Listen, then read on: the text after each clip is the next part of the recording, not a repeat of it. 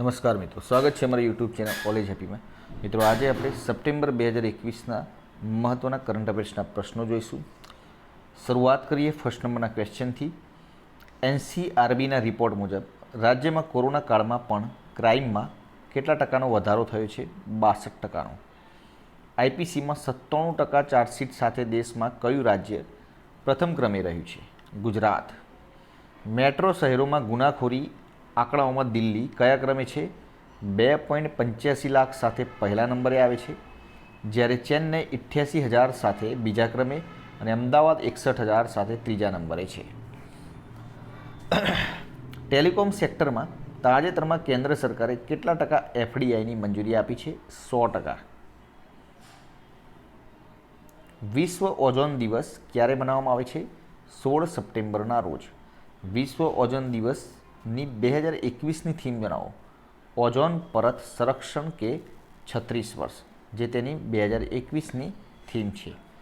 ઝોમેટોના સંસ્થાપકનું નામ આપો જેમને તાજેતરમાં પોતાના પદ પરથી રાજીનામું આપ્યું છે. ગૌરવ ગુપ્તા.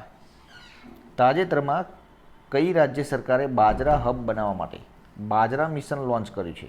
છત્તીસગઢની સરકારે. ભારતનું એકમાત્ર રાજ્ય જે દુબઈ વર્લ્ડ એક્સપોમાં ભાગ લેશે? રાજસ્થાન.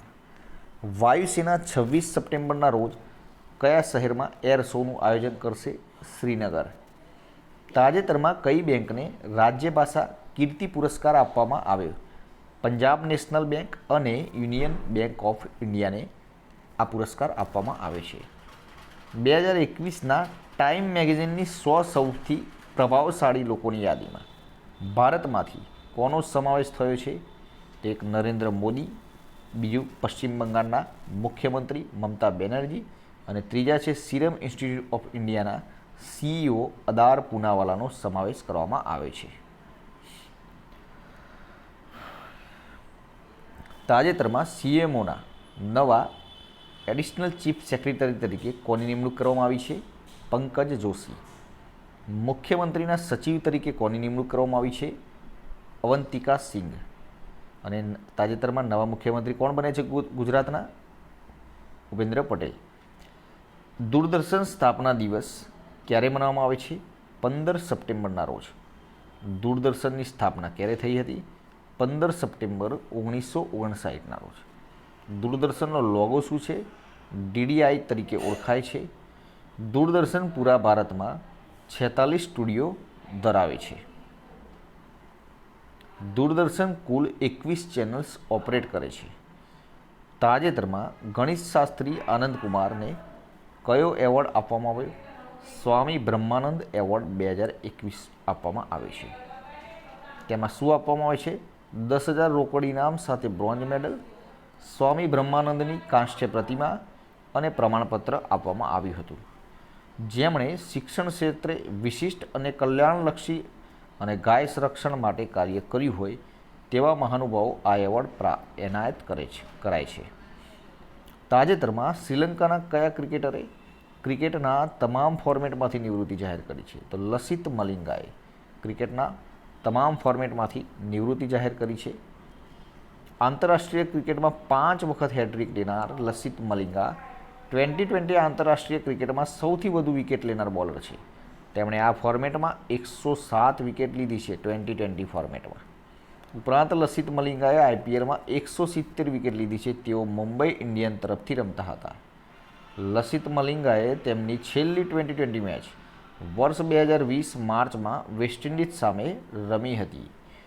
લસિત મલિંગાએ 2020 ઇન્ટરનેશનલમાં 2 વખત હેટ્રિક લીધી છે અને આમ કરનાર મલિંગા એકમાત્ર બોલર છે કે જેને 2020 ઇન્ટરનેશનલમાં 2 વખત હેટ્રિક લીધી હોય. લસિત મલિંગાએ આ પહેલાં 2011માં ટેસ્ટમાંથી અને 2019માં વન ડેમાંથી નિવૃત્તિ લઈ લીધી છે. ક્રિકેટના ત્રણેય ફોર્મેટમાં કુલ 546 વિકેટ્સ તેમણે લીધી છે. સાઉથ કોરિયાના કોમ્પિટિશન કમિશને મોબાઈલ ઓપરેટિંગ સિસ્ટમમાં તેના પ્રભુત્વનો દુરુપયોગ કરવા બદલ ગૂગલને કેટલા કરોડ રૂપિયાનો દંડ ફટકાર્યો છે? 1305 કરોડ રૂપિયાનો. તૃણમૂલ કોંગ્રેસે રાજ્યસભામાં કોને નામાંકિત કર્યા છે? સુસ્મિતા દેવને. 15 સપ્ટેમ્બર કયા દિવસ તરીકે ઉજવવામાં આવી રહી છે? એક તો એન્જિનિયર્સ ડે તરીકે, બીજો આંતરરાષ્ટ્રીય લોકશાહી દિવસ તરીકે અને દૂરદર્શન સ્થાપના દિવસ તરીકે પણ 15 સપ્ટેમ્બરને ઉજવવામાં આવે છે. તમિલનાડુ સરકારે સરકારી નોકરીઓમાં મહિલાઓને અનામત 30%થી વધારીને કેટલા ટકા કરવાની જાહેરાત કરી છે? 40%. આઈસીસી દ્વારા બહાર પાડવામાં આવેલા તાજેતરના વન ડે રેન્કિંગમાં મિતાલી રાજ સાથે સંયુક્ત પ્રથમ સ્થાને કોણ પહોંચી છે? લિઝેલ લી, જે દક્ષિણ આફ્રિકાની છે. ભારતના કયા રાજ્યમાં ડાયનાસોરની 3 પ્રજાતિઓના પગલાં નિશાન મળી આવ્યા છે? રાજસ્થાન ખાતેથી. પૂર્વ કેન્દ્રીય મંત્રી અને કોંગ્રેસના વરિષ્ઠ નેતા ઓસ્કર ફર્નાન્ડીઝનું નિધન થયું. તેઓ કયા મંત્રાલયના પૂર્વ મંત્રી હતા? માર્ગ અને પરિવહન મંત્રાલયના પૂર્વ મંત્રી હતા. વડાપ્રધાન નરેન્દ્ર મોદીએ તાજેતરમાં કયા રાજ્યમાં રાજા મહેન્દ્ર પ્રતાપસિંહ સ્ટેટ યુનિવર્સિટીનો શિલાન્યાસ કર્યો? ઉત્તર પ્રદેશમાં.